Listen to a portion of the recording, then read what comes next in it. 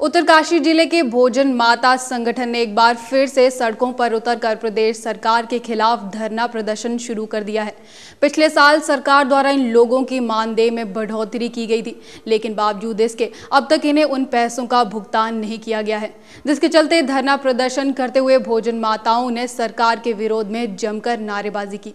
और पूरे राष्ट्र के अंदर मजदूर वर्ग का ये कहना है कि न्यूनतम मजदूरी 10,000 रुपये जो है दिया जाए, क्योंकि बढ़ती हुई महंगाई को दे करके राष्ट्रव्यापी हड़ताल इसमें हुई थी और इसमें 11 ट्रेड यूनियन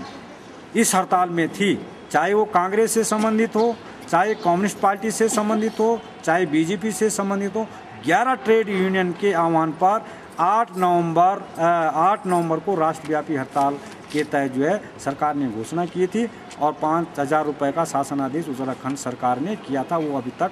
उसका भुगतान नहीं किया गया है, जिसके परिप्रेक्ष्य में आज जो है हम धरना प्रदर्शन भोजन माता संगठन एटक कर रही है। हम भूख हड़ताल भी कर सकते हैं और जो कि हमें जल्दी से जल्दी भुगतान करने की कृपा करें। खबरों में रुक करते हैं सरोवर नगरी नैनीताल का। नैनीताल उच्च न्यायालय के आदेश की अवहेलना के आरोप में न्यायालय द्वारा प्रमुख सचिव शहरी विकास रणवीर सिंह को निलंबित करने के आदेश जारी किए गए थे, जिसके बाद प्रमुख सचिव रणवीर सिंह द्वारा न्यायालय से उनका निलंबन आदेश निरस्त करने का अनुरोध किया गया था, जिसकी सुनवाई करते हुए न्यायमूर्ति तरुण अग्रवाल की एकल पीठ ने उनके निलंबन आदेश को निरस्त कर दिया है।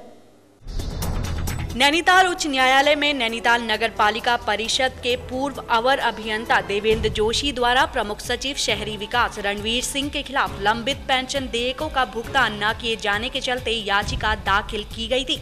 जिसमें उच्च न्यायालय द्वारा प्रमुख सचिव को आदेशित किया गया था, लेकिन प्रमुख सचिव द्वारा आदेशों का पालन नहीं किया गया। ऐसे में कोर्ट के आदेश की अवहेलना के आरोप में न्यायालय ने सरकार को तत्काल प्रभाव से प्रमुख सचिव को निलंबित करने के आदेश जारी कर दिए थे, लेकिन प्रमुख सचिव रणवीर सिंह द्वारा न्यायालय से उनका निलंबन आदेश निरस्त करने का अनुरोध किए जाने पर न्यायमूर्ति तरुण अग्रवाल की एकल पीठ ने नौकरशाहों को सख्त हिदायत देते हुए प्रमुख सचिव शहरी विकास डॉक्टर रणवीर सिंह के निलंबन आदेश को निरस्त कर दिया है। पूर्व प्रकरण पर हाईकोर्ट के अधिवक्ता बी मेहरा ने बताया कि पेंशन देयकों के भुगतान में जो देरी हुई थी वो नगर पालिका के तरफ से थी, उसमें प्रमुख सचिव की ज्यादा भूमिका नहीं थी, इसलिए न्यायालय ने 6% इंटरेस्ट के साथ इसका भुगतान किए जाने के आदेश दिए हैं। वहीं इस मौके पर कोर्ट ने सरकार और प्रमुख सचिव शहरी विकास डॉक्टर रणवीर सिंह के कामकाज पर भी कड़ी टिप्पणी की है और जमकर फटकार लगाई।